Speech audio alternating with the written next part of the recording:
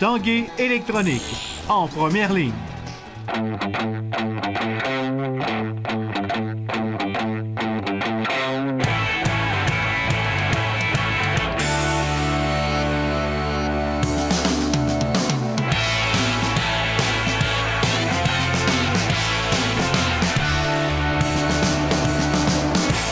À tous, un bon jeudi. Bienvenue à l'Esprit sportif. C'est mercredi soir qu'était présentée la grande soirée reconnaissance des athlètes pour la région Québec-Chaudière-Appalaches. Le Gala de l'athlète 2017, 12 récipiendaires y ont été couronnés et c'est sans surprise que le fondeur Alex Harvey a été couronné athlète de l'année pour une 5e fois. Bienvenue au Gala de l'athlète 2017! Mesdames et messieurs, Marguerite Sweeney. Elias Grondin, Surf des Neiges. Elder Duarte Sakari. Noémie Fizet, patinage vitesse. Darren Paquet. Félix Auger, Aliosphile. Alex Harvey, ski de fond. Champion du monde aux 50 km, c'est sans surprise que le fondeur Alex Harvey a volé la vedette du Gala de l'athlète 2017.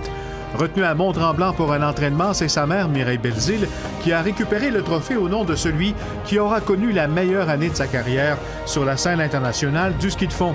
Auparavant, Alex Harvey avait aussi été le choix des juges dans la catégorie individuelle internationale, devançant entre autres la championne du monde de snowboard, Laurie Blouin. Je suis contente d'être nominée avec lui. J'y enlève rien. Il a fait très belle saison. Puis non, c'est un bel événement. Je suis contente d'être ici. C'est motivant pour ce qui s'en vient pour toi dans les prochaines années. Ça te donne le goût de continuer? Oui, c'est sûr. Les Olympiques, dans moins d'un an, je travaille fort. Puis ouais. Je m'entraîne fort.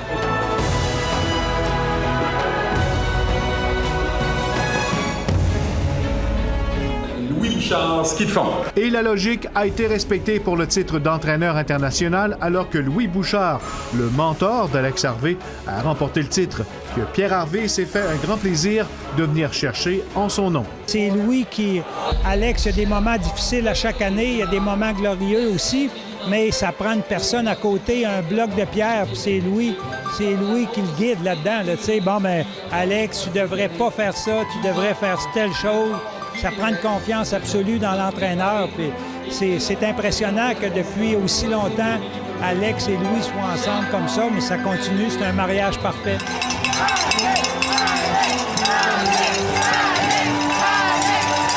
Elder Duarte Sakari. Sur la scène nationale, le titre a été ravi par Elder Duarte, entraîneur-chef de l'équipe de soccer Rouge et Or, qui en plus a été choisi équipe de l'année.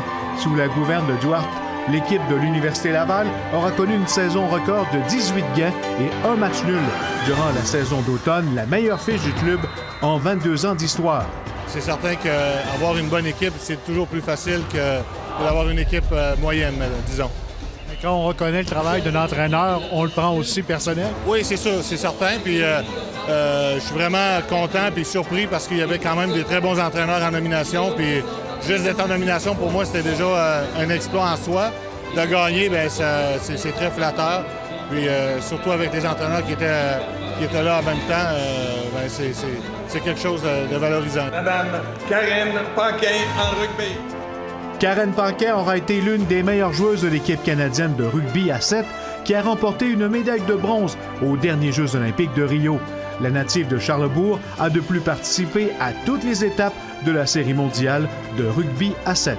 Ça a été une belle année, évidemment, pour le rugby en général, mais pour le rugby à Québec, c'est sûr qu'avec les Olympiques, c'est quelque chose qui était grandiose.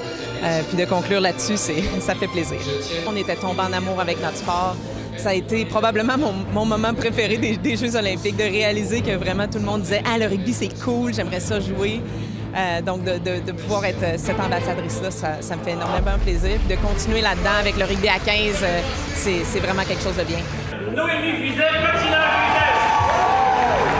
Membre de l'équipe canadienne de développement en patinage de vitesse longue piste et étudiante au bac en psychologie à l'Université Laval, Noémie Fizet s'est vue remettre le titre d'étudiant athlète 2017. Elle était au 25e rang au classement cumulatif à la suite de la tenue des 4 premières Coupes du monde. C'est vraiment concilier 2 horaires un peu à temps plein, donc c'est vraiment d'être organisé, d'avoir des gens qui sont capables de nous aider à déplacer les examens, un peu déplacer les entraînements en fonction de l'école parce que ça a une aussi grande importance que les entraînements finalement. Et du côté de la relève, le surf des neiges a été en vedette alors que 2 jeunes adeptes de ce sport ont été couronnés découvertes de l'année. Du côté féminin, Marguerite Sweeney de Stoneham et du côté masculin, Elliot Gondin, 15 ans. Contente de ce prix-là, ça représente quoi pour toi? Ça représente vraiment beaucoup, je suis vraiment heureuse. Ça représente ma saison qui a très bien été.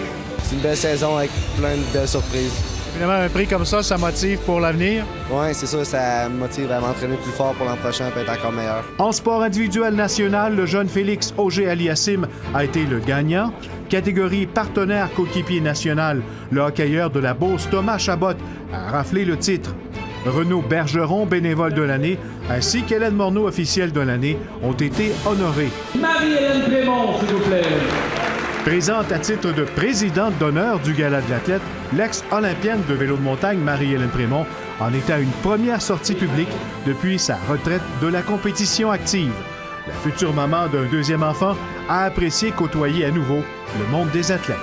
Je trouve que c'est une belle façon de revenir là, sur la scène que de venir ici pour les athlètes, là, pour souligner les performances qu'ils ont eues et les efforts qu'ils ont fait durant l'année.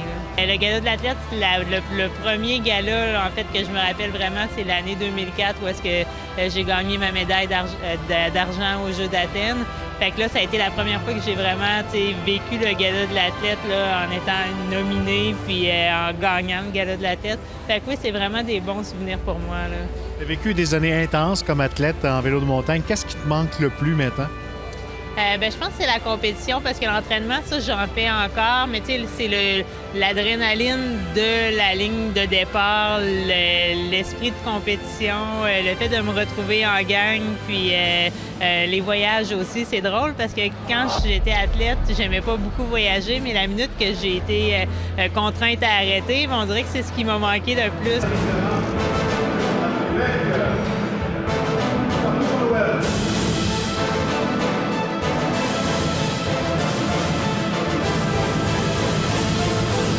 Après la pause, un jeune monteur de taureau prêt à relever le défi du centre Vidéotron. Tu pourrais te mesurer au plus grand du hockey pour déjouer le cancer de la prostate. Rends-toi sur la page Facebook de l'Esprit sportif et tu pourrais gagner une paire de billets pour une journée VIP avec des joueurs actifs et retraités de la LNH. Une journée inoubliable au profit de la cause du cancer de la prostate. Bonne chance!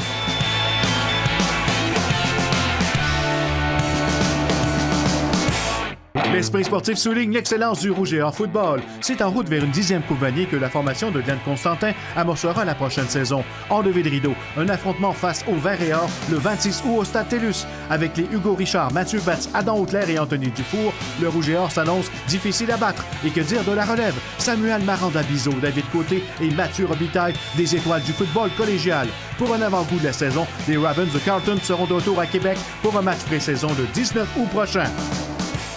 Les monteurs de taureaux seront en vedette les 2 et 3 juin prochains au centre Vidéotron. Du nombre, un jeune de 17 ans de la région de Saint-Tite, Zach Bourgeois. Cowboy, here we go! Come on, Cowboy! Come on! Come on! Right! Right! Yes! Yo, Zach Bourgeois! C'est un petit peu un rêve de participer à ce genre d'événement-là pour toi? Bien, c'est sûr que c'est un rêve qui commence à se réaliser parce que mon but, c'est vraiment de me rendre champion du monde dans le PBR. Fait que c'est vraiment...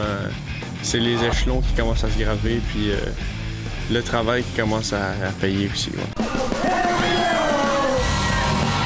PBR, déjà, qui viennent ici avec un majeur à Québec, c'est quelque chose qu'on n'a jamais vu. Puis en plus, moi, j'ai la chance de pouvoir participer dans une catégorie junior. Fait que c'est vraiment une bonne expérience pour moi. Ouais. Ça a commencé quand pour toi, cette aventure-là de monteur de taureau? D'après moi, ça a commencé la première fois que j'ai pu voir un rodéo. Dans le fond, je suis issu d'une 3e génération de cowboys. Fait que dès que j'ai pu voir un rodéo, c'est là que j'ai su que c'est ça que je voulais faire dans la vie. Du côté mondial et en lice pour le titre de recrue. Here we go! J'ai fait pas mal toutes les compétitions au Québec. Je n'ai fait dans l'Ouest canadien, les circuits canadiens de BRC, ça c'est les finales canadiennes de monteurs de taureau. Que ce soit aussi aux États-Unis, je suis allé au Wyoming l'année passée pour les finales nationales d'high school. Ça, dans le fond, c'est comme les finales du monde, des gens de 15 à 18 ans. Qu'est-ce que ça prend comme qualité? Des qualités, c'est sûr que tout le monde a des qualités différentes, mais la détermination, la persévérance, parce que c'est un sport qui est mental beaucoup. Dans le PBR, si les gars raident 50% de leur taureau, ils sont dans le top mondial. Fait que il faut que tu sois capable de dealer avec des up and down puis ces choses-là. Physiquement, ça demande une préparation. Il faut quand même que tu sois fort physiquement parce que le choc, il est très fort. Dans le fond, la préparation physique, c'est vraiment avoir un contrôle maximum de soi, que ce soit dans l'agilité, la force, dans peu importe les sphères. Il faut que tu sais. La pratique, c'est des centaines, des milliers d'heures de pratique pour pouvoir performer à 100%. Il y a 2 Canadiens, un Américain qui vont performer vendredi. Ça compte pas pour les points PBR, mais c'est une opportunité pour eux d'expérimenter le feeling d'être dans un grand aréna avec toute l'envergure et les meilleurs au monde qui sont autour d'eux. Alors, c'est un grand privilège pour Zach ici qui va participer. Puis nous, on va le pousser et on va essayer de lui donner le maximum de visibilité. Tu t'attends à quoi? Est-ce que tu seras nerveux? Parce que là, les gens de PBR vont te regarder en action. C'est sûr que ça va être le fun de pouvoir me préparer dans la même chambre que mes idoles que j'ai toujours regardées. Mais ça fait une couple d'années, je suis prêt pour ça. Je vais me sentir autant à l'aise. Tu t'en vas toujours faire la même chose. Hein? Fait que ton cerveau, c'est toute de la préparation. Si t'es préparé, tout va bien aller. Puis ces choses-là. Tu souhaites quoi comme objectif au niveau de la performance?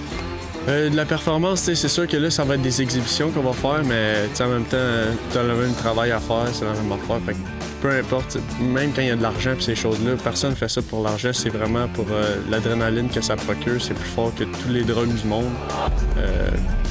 C'est sûr que je vise la performance, c'est sûr.